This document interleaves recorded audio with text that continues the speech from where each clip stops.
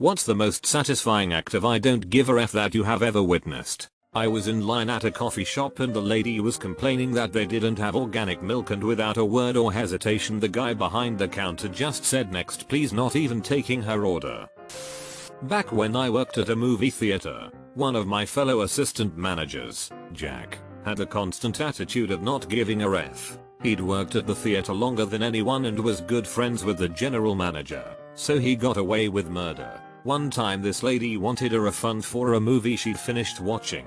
She was going crazy, screaming at us about how the movie was so inappropriate to be rated PG-13 and she couldn't stand all the swearing in the movie. I kept calmly trying to explain to her that since the movie was already over we couldn't give her a refund. Our policy clearly stated no refunds after 30 minutes into showtime.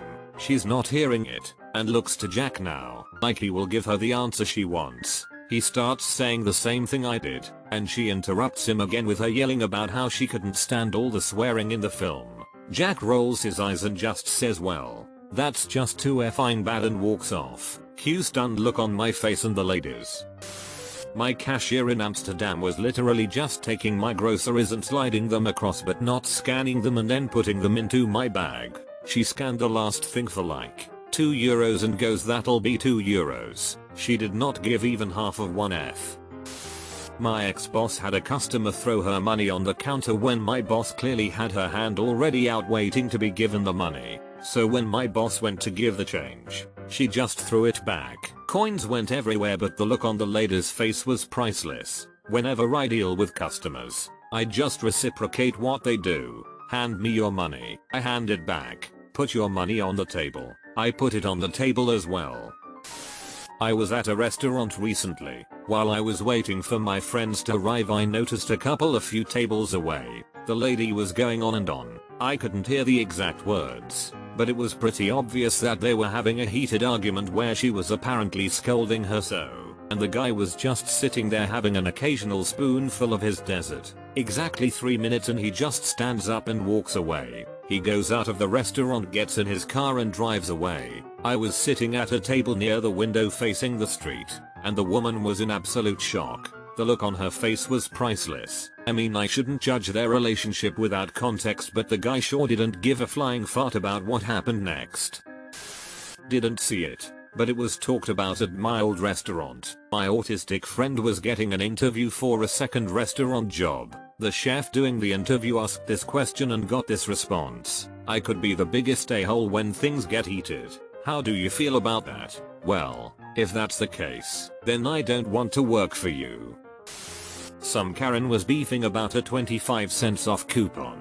The coupon was for a 42-ounce bottle of something, but she wanted a 28-ounce bottle. The coupon was rejected when scanned, because there was no product to match it. There was nothing the cashier could do, but Karen just kept demanding 25 cents off. Finally, the guy ahead of me in line marched up to the counter, slapped a quarter down, and said, "There's your effing 25 cents off. Now pay your effing bill so the rest of us can go on with our days."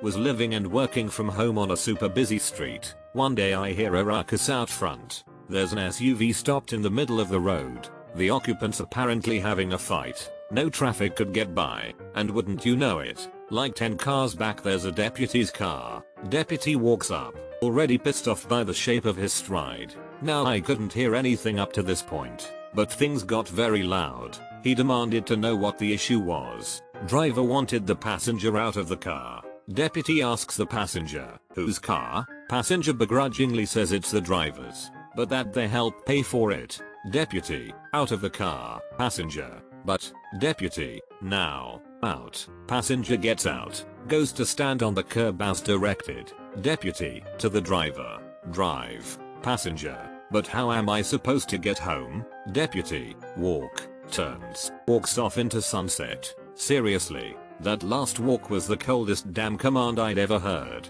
The deputy was 1000% done with everyone's sh that day. Someone's girlfriend was cussing them out in the middle of mall. This dude called up his mate and asked to get a ride home and left her speechless. Don't know how that relationship ended up. In college we had this prof for physics who liked to pick on a few students. Basically me and a few others. We had an exam. and he would take off major points over trivial items. Cases where people were getting the correct answers but he didn't agree with our work. Like that. And we're talking getting 2/20 on a question, which pretty much fs you over. After insulting us, the prof gets up and solves a problem on the board, and made a trivial mistake, the kind of one that nearly caused us all to fail his class. One of the guys gets up, writes F on the board, flicks him off and walks off. Truly the hero we need.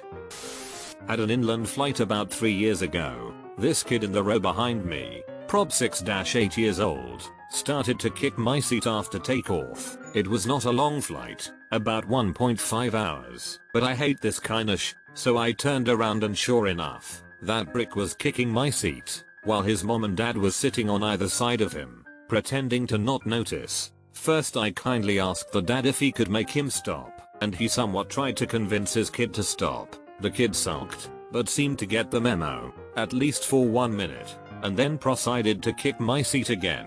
And once again I turned around, and this time, dropped the pleasantries, and told them that this was a golden opportunity to teach their kids some manners, as this is Norway, and some people are starting to feel more entitled than others. This didn't go that well, and mom started to yell at me, and that he is just a kid, and needs to express himself. It is at this moment the flight attendant arrives, and I try to explain the situation, while this kid's mom and dad tries to trivialize my complaint by saying I'm the one who is making a scene. The flight attendant, not wanting any trouble as we are miles above ground, tries to explain that kicking the seat can be annoying and that we all should just get along.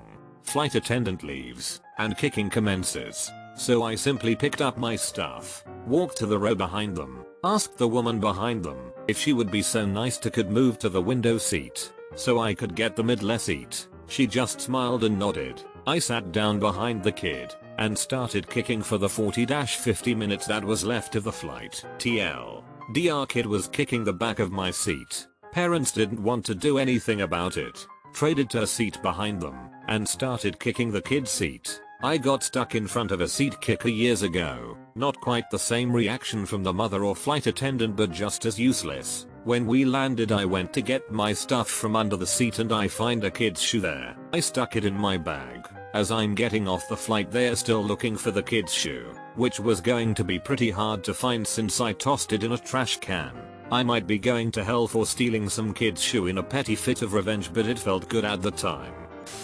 At Costco this older gentleman was screaming at my boss because apparently all the handicap parking spots were occupied. My boss asked for his information so he could write a complaint. We had little forms for that. Nothing really official, mostly to shut up people. Are you a member? No. Well, that it's then. My boss then put the little form in the garbage can and walked away. The old man was stunned. My location for work has 1k people being laid off in 5 weeks. We've basically started doing the bare minimum. We've been playing Cards Against Humanity and streaming TV shows. We do about 2 hours of work, then spend the next 7 messing around. Speaking of, I got to go. I'm hosting the next game. It was me doing it. I worked at a 24-hour restaurant. My shifts mostly were wed. Thursday, Friday, Saturday and Sunday, 6 PM to 4 AM.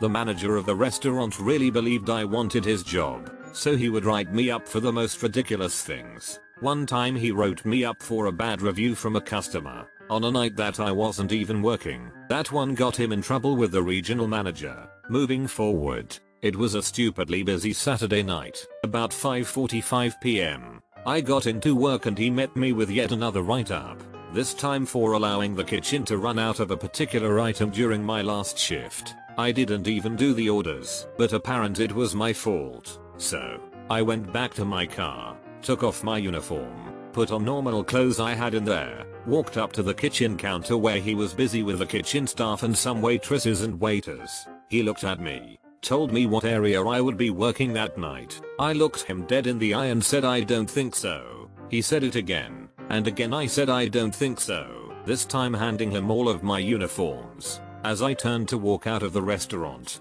he called out after me, "You can't do this. You are rostered on." I turned, pulled my height and said, "Oh honey, I can." And I just did, as I have been rostered for only 37 hours in total each week for the past 6 weeks. It is deemed I am part-time. As a part-time employee, I am only required to submit my resignation. I am not required to give you any notice. He called me about an hour later and begged me to go back. Yeah, F you mate, that's not happening. When I delivered pizza we had this older driver, prob in his 20s, who came back from a delivery and was pretty annoyed. A few minutes later the store got a phone call complaining about him. Essentially what happened was, a regular pie delivered was $11.97 and the person handed him $12 and asked for their change. He said okay, went back to his car and got 3 pennies and looked the woman in the eyes and rolled the pennies between her legs into her house and walked back to his car. One of my high school teachers was just before retirement. I remember on the day of the final exam he handed out the test papers, then sat down at his desk and read the newspaper, with it opened up all the way in front of him. He couldn't see us and vice versa. The smart girl in front finished first and just passed her paper back. It went all around the class. Not the first F was given by him on that day. One casual employee decided to stop using proper radio procedure. Instead of using his correct call sign he replied on the radio with Super John Smith, not his real name. He kept doing it all night despite dispatchers, supervisors and co-workers telling him to stop. He still works there and has outlasted hundreds of employees. I'd say his work-life balance is pretty good. I still call him Super John to this day.